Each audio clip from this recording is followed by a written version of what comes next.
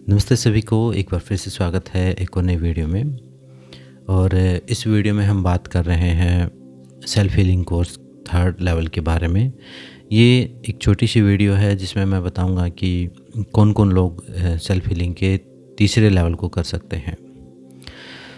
काफ़ी इंक्वायरी मेरे पास आई तो बहुत लोगों का मन है थर्ड लेवल करने के लिए, और उसमें जो मैंने चीज़ें बताई हुई हैं तो वो थोड़ा सा और अट्रैक्ट करती हैं। उनका मन होता है कि हम भी ये चीज़ सीख लें।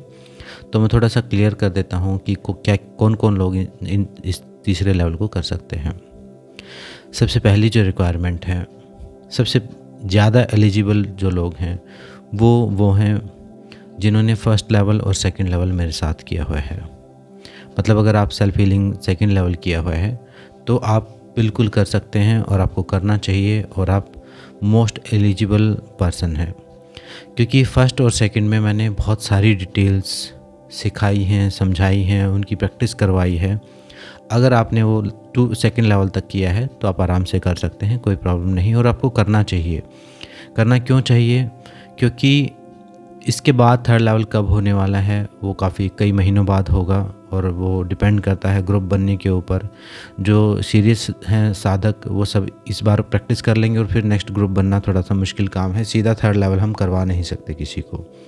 तो अगर आपका थोड़ा सा भी मन है तो आप समय निकाल के कर लीजिए। सिर्फ 9 डेज़ का है और 2 घंटे शाम को देने पड़ेंगे। और नवरात्रे का टाइम है, फास्टिंग और एनर्जी हाई रहती है, तो उसका भी बेनिफिट आपको मिलेगा। दूसरे लोग जिन्होंने लेवल 1 किया हुआ है मेरे साथ, सेल्फ हीलिंग का लेवल 1 किया है, लेवल 2 नहीं किया है और लेवल 3 करना चाहते हैं, तो वो भी कर सकते हैं। वो कैसे कर सकते हैं? वो पहले अभी लेवल 3 कर लेंगे 9 डेज़ में, क्योंकि नवरात्रे फिर आगे आएंगे बहुत 6 महीने बाद।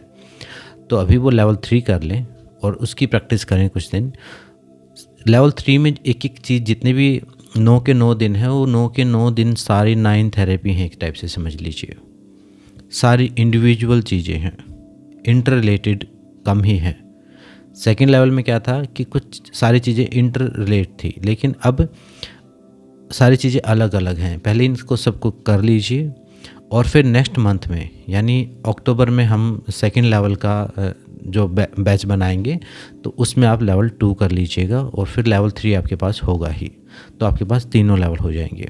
लेवल 2 जो है अपने आप में बहुत ही ज़्यादा इम्पोर्टेंट है।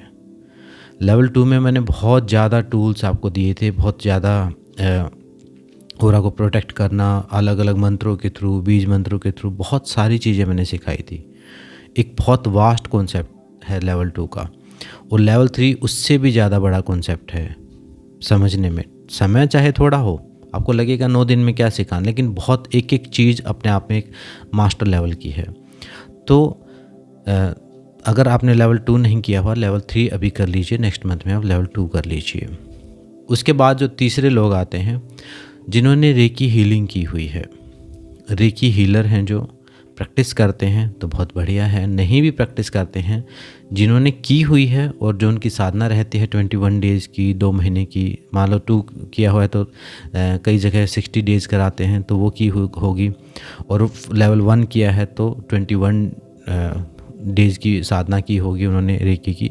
अगर वो पूरी की हुई है तो फिर आप कर सकते हैं। मतलब अगर 21 दिन आपने खुद लगातार अपने ऊपर दिया हुआ है, 1.5 घंटा, तो फिर आप कर सकते हैं। हाँ, आपने अगर कहीं सीख लिया है, प्रैक्टिस किया नहीं, छोड़ दिया, तो फिर मुझे नहीं लगता अभी आपको करना चाहिए। अभी ये जल्दबाजी होगी, आप नहीं कर पाएंगे और ना ही इस चीज़ को समझ पाएंगे बिना प्रैक्टिस के। अगर मैं मान लो करवा भी दूंगा तो आपकी कनेक्टिविटी नहीं बनेगी, तो उसका फ़ायदा नहीं है। मेन बात यह है कि एलिजिबिलिटी इसमें एक ही है कि आपको कनेक्शन बनाना आना ज़रूरी है। आपको कैसे एनर्जी से कनेक्ट होना है, कैसे डिस्कनेक्ट करना है, कैसे खुद को प्रोटेक्ट करना है, ये जो बेसिक सी चीज़ें हैं ये सारी आनी ज़रूरी है। अगर ये नहीं, और आने के अलावा आपको इनकी प्रैक्टिस भी की होनी चाहिए। अब ये मत समझना कि कोई एक्सपीरियंस हुआ नहीं हुआ, वो बात नहीं है। अगर आपने 21 डेज किया है तो आपकी वो प्रैक्टिस कंप्लीट हुई है। वो उतार चढ़ाव, कभी अच्छा लगता है, कभी बुरा लगता है, कभी किसी को कुछ महसूस होता है, किसी को नहीं। वो एक स्पिरिचुअल प्रोग्रेस के हिसाब से होता है हर इंडिविजुअल का। वो एक्सपीरियंस जो है वो हर इंडिविजुअल के अलग रहते हैं। तो अगर आपने पूरा किया है 21 दिन तक तो आप कर सकते हैं, चाहे लेवल 1 किया है, 2 किया है। 3 किया है तो भी कर सकते हैं, और बेसिक रेकी सीखी है और 3rd लेवल तक सीखी हुई है तो भी आप कर सकते हैं। उसके अलावा प्राणिक हीलिंग अगर आपने की हुई है, प्राणिक हीलिंग अगर आपने की हुई है, आप प्राणिक हीलर हैं और उसकी भी जो भी ज़रूरी प्रैक्टिसेस हैं, और क्लीनिंग वगैरह और सारी चीज़ें आपको आती हैं अच्छे से, तो भी आप कर सकते हैं। इसके अलावा कौन कर सकता है? अगर आप एक साधक हैं, मान लीजिए कई लोग ऐसे होते हैं कि जो एक साधक होते हैं, वो उन्होंने कोई हीलिंग प्रैक्टिस नहीं की हुई, उन्होंने कोई रेकी या प्राणिक हीलिंग नहीं सीखी हुई, लेकिन वो साधना करते हैं। किसी ने गायत्री साधना की है, किसी ने दुर्गा सप्तशती की साधना की है, किसी ने कोई मंत्र की साधना की है, किसी ने सरस्वती साधना की है। अगर ऐसी कोई साधना से आप गुजरे हैं, मतलब एक डिसिप्लिन आपने फॉलो किया है कि 21 डेज़ की रहती है, कई साधनाएँ 2 महीने की, कई 11 दिन की रहती हैं, उस डिसिप्लिन को फॉलो करने की आदत है आपको, तो भी आप इसको कर सकते हैं, क्योंकि फिर आपके अंदर प्योरिटी होगी, फिर इसके लायक प्योरिटी आपके अंदर होगी अगर आप करते रहते हैं सारी चीज़ें। तो कुछ साधना का मतलब मैं उन लोगों को नहीं कह रहा कि जो घर में से दिया लगा देते, वो साधना नहीं है, वो कुछ भी नहीं है, वो तो एक छोटा सा पार्ट है बहुत। जो प्रॉपर साधना किसी गुरु से कोई मंत्र लेके साधना की है, या खुद से कोई प्रैक्टिसेस कर रहे हैं, या हर रोज़ मेडिटेशन कर रहे हैं, या कोई मान लीजिए किसी ने 10 दिन का विपश्यना किया हुआ है, तो वो भी कर सकता है। जो मेडिटेशन से जुड़े हुए हैं, खुद के ऊपर काम कर रहे हैं किसी भी दिशा में, तो वो कर सकते हैं। इसके अलावा जो बचे हैं, कुछ लोगों में साइकिक एबिलिटी होती हैं जन्मजात। उन्होंने कोई साधना नहीं की, उन्होंने कुछ अलग से कुछ नहीं किया इस जन्म में, लेकिन उनमें बाय बर्थ ही कुछ ऐसी एबिलिटी रहती हैं कि उनको इंट्यूशन होती हैं, उनका थर्ड आई कई लोगों का एक्टिवेट होता है, कई लोगों की कुंडलिनी बाय बर्थ एक्टिवेट होती है पिछले जन्मों की वजह से, कर्मों की वजह से। पिछले जन्मों के साधक हैं लेकिन इस जन्म में भटके हुए हैं, और उनकी साइकिक एबिलिटी जो है उनमें डेवलप होती हैं पहले से ही। उनको खुद भी समझ में नहीं आ रहा होता कि हमें क्या करना चाहिए, तो उनको तो मस्ट है, उनको तो ये करनी चाहिए, क्योंकि उससे क्या होगा, उनकी एनर्जी को एक डायरेक्शन मिलेगी और वो आत्म उत्थान भी कर सकेंगे और दूसरों की मदद भी कर सकेंगे। इसके अलावा वही कुंडलिनी अगर किसी की एक्टिवेटेड है फॉर्म में, किसी गुरु की कृपा से हो गई है, या किसी देवी देवता की पूजा पाठ में कई बार हो जाते हैं कुंडलिनी एक्टिवेशन, जिसको हम बोलते हैं ना कि माता आ गई, भजन कीर्तन में लोग उछलने लग जाते हैं, वो कुछ देर के लिए उनकी कुंडलिनी एक्टिवेट हो जाती है, उनकी तरंगें दूसरे डायमेंशन से जुड़ जाती हैं। और अब ये नहीं कह रहा है कि अंधविश्वास है, इसको आप अंधविश्वास समझें तो समझ सकते हैं, लेकिन ये एक ऐसा ही काम रहता है। अगर किसी को देखो बीमारी है, किसी को एपिलेप्सी है, तो भी एपिलेप्सी भी एक टाइप से स्पिरिचुअल डिजीज़ ही है। अगर एपिलेप्सी है, दौरा पड़ गया, तो वो अलग बात है, लेकिन अगर नॉर्मली कई लोगों को ऐसे सुर्ती चढ़ जाती है, तो भजन कीर्तन में गर्दन घुमाने लगते हैं, कुछ होने लगता है, तो समझिए उनमें संभावना है स्पिरिचुअल आगे बढ़ने की, अगर उसको डायरेक्शन दी जाए तो। और अगर डायरेक्शन ना दी जाए तो वो फिर या तो शांत हो जाएगी, या वही ऊर्जाएं उसके साथ मतलब उनका कोई उपयोग नहीं हो पाएगा जीवन में। तो इनमें से अगर आप किसी भी कैटेगरी में आते हैं तो आप लेवल 3 कर सकते हैं, और लेवल 3 करने के बाद आप लेवल 2 नेक्स्ट मंथ में करना चाहें तो कर सकते हैं। लेवल 2 का अपना लेवल है, और लेवल 1 जो है वो बेस है बिल्कुल हर चीज़ का। लेवल 1 में तो बिल्कुल मैंने ABC से जो मैं भी समझा रहा हूँ वीडियोज़ के थ्रू, उसमें प्रैक्टिकल चीज़ें हर रोज़ एक कॉन्सेप्ट में 21 डेज़ का था लेवल 1, तो 21 दिन तक हमने हर रोज़ अलग अलग एक्सपेरिमेंट खुद के साथ किए थे, अपनी नस नाड़ियों को खोलने के लिए, अपने एनर्जी चैनल्स को खोलने के लिए, अपनी ऊर्जा के तंत्र को एक्टिवेट करने के लिए। ये साधनाएँ क्या हैं कि जितनी भी सेल्फ हीलिंग या healing, recce healing, pranic healing, हर जगह इनका प्रचार प्रसार हो रखा है। आजकल हर कोई सीख भी रहा है, सिखा भी रहा है, लेकिन यहाँ मैं शेयर करता हूँ अपना एक्सपीरियंस। मैं किसी को गलत नहीं बता रहा, सब बढ़िया सिखाते हैं अपनी जगह, सब अपने लेवल पर अच्छे साधक हैं। लेकिन क्योंकि मैंने योग भी पढ़ा हुआ है, योग में भी मैं आचार्य हूँ, तो उस चीज़ को मैं थोड़ा सा ज़्यादा गहराई से समझ पाया, और उसका एक पूरा ओवरव्यू मुझे समझ में आया कि ये चीज़ क्या है और किस हिसाब से ये काम करती है, और इसको कैसे एनहेंस किया जा सकता है। नहीं तो क्या होगा कि सिर्फ मान लो मैंने कहीं से रेकी सीखी, मेरे टीचर ने जो मुझे सिखाया फिर वहीं से सीख के मैं दूसरों को सेम वही चीज़ सिखाऊंगा। लेकिन यहाँ पर तो जो मास्टर्स इन योगिक साइंसेज में जो था वो सब कुछ ही तो समझा देते हैं, सब कुछ तो पढ़ने में आ जाता है। 1 साल का डिप्लोमा किया तो मैंने उस चीज़ को एक्सपीरियंस किया। मुझे आसनों से क्या बेनिफिट होता है, प्राण ऊर्जा, साथ में रेकी भी प्रैक्टिस की। 2007 से मैं ये सारी चीज़ें प्रैक्टिस कर रहा हूँ। तो मुझे पता है कि कहाँ कमियां होती हैं, कहाँ अच्छी बात है, कोई क्या कहाँ लिमिटेशन है। हर थेरेपी की अपनी लिमिटेशन भी होती हैं। तो उसको मैं अपना एक्सपीरियंस जोड़ देता हूँ, तो वो थोड़ी सी चीज़ें ज़्यादा पावरफुल हो जाती हैं और कुछ भी नहीं है। और बाकी मैं तो सिर्फ एक मीडियम की तरह ही काम करता हूँ और सारा ज्ञान जो है वो मेरा बिल्कुल भी नहीं है। वो ज्ञान सारा गुरुओं का, मास्टर्स का है, जिनके द्वारा मेरे तक पहुँचा और मेरे से आप तक पहुँच पाएगा। तो मैं तो एक सिर्फ बीच का मीडियम ही हूँ और अपनी तरफ से मैं बेस्ट कराने की कोशिश करता हूँ। और अभी तक जिन्होंने किया है उनका अच्छा ही एक्सपीरियंस रहा है। तो ये लेवल 3 के बारे में थोड़ी इन्फॉर्मेशन थी, ताकि कन्फ्यूजन ना हो आपको। अगर आप इनमें से किसी भी कैटेगरी में हैं तो आप कर सकते हैं।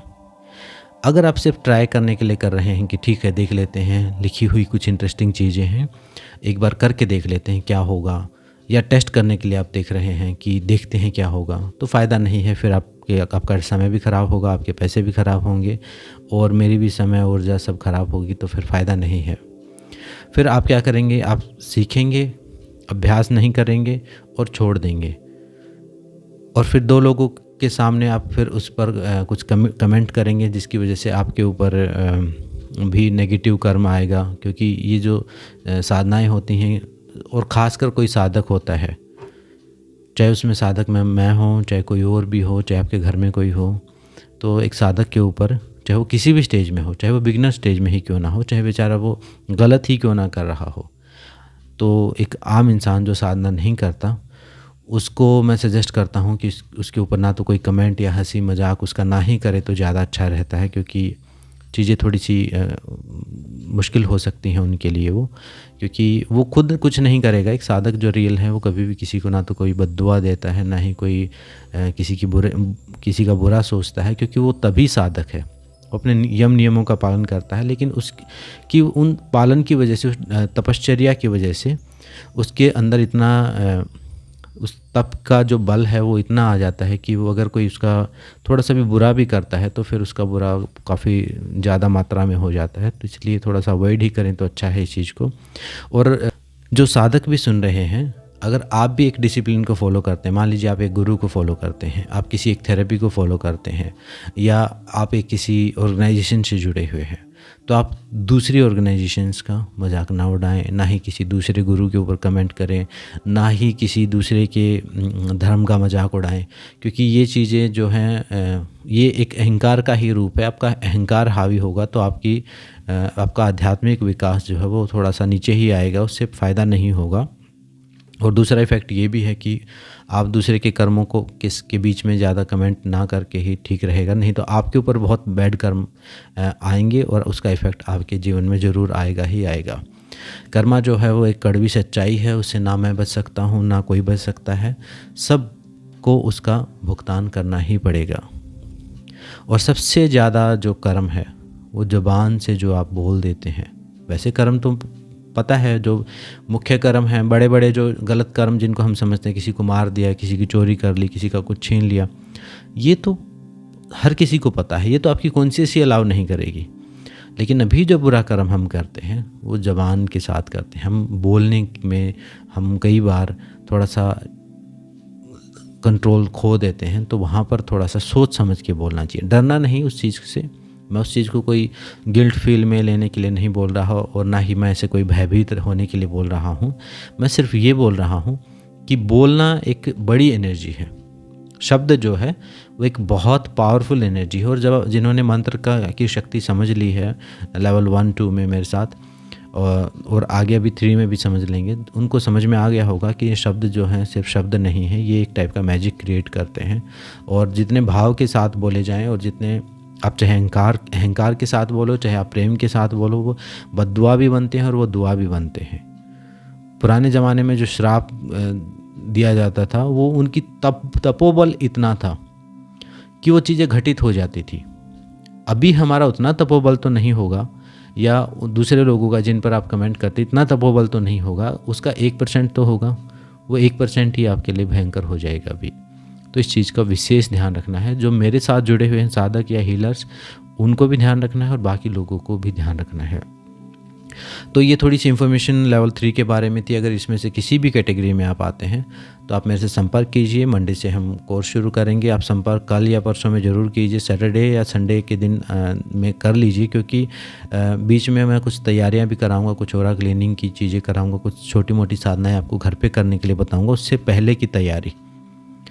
कई बार क्या होता है कि हमें जब हायर लेवल की स्टेजेस में साधना करनी होती है तो हमें जो हमारे गुरु हैं, हमारे पूर्वज हैं, मैंने एक एंसेस्टर्स के लिए हीलिंग भी कराई थी, वो सेशन आप अगर हो सके तो उसको प्रैक्टिस ज़रूर करना।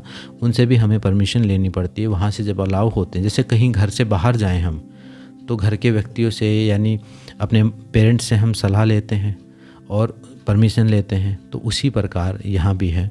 तो वो कुछ चीज़ें मैं बताऊँगा तो वो करना, और उसके बाद आप अच्छे से कर पाएंगे और बहुत ही ऊर्जावान पूरे साल का ये दिवाली के आसपास वाला जो समय है, बहुत पावरफुल एनर्जी रहती है इसमें। हर व्यक्ति अपनी एनर्जी में चेंज महसूस करता है और वो चेंज होना ऑलमोस्ट शुरू हो चुका है। अब यहाँ थोड़ा सा भी किया हुआ बहुत काम आएगा, बहुत एक्टिवेशन आपके अंदर लेके आएगा, एक जीवन में ट्रांसफॉर्मेशन लेके आएगा। और वो ट्रांसफॉर्मेशन आप ही करेंगे। मैं सिर्फ मार्गदर्शन आपका करने वाला हूँ, आपको सिर्फ सिखाने वाला हूँ। करना सब कुछ आपने ही है। तो ये सारी इन्फॉर्मेशन लेवल 3 के बारे में थी। फिर भी कोई कन्फ्यूजन हो तो आप कमेंट्स में या फ़ोन पर या मैसेज करके आप मेरे से पूछ सकते हैं। तो इस वीडियो में इतना ही था। सबका धन्यवाद, सबका नमस्ते।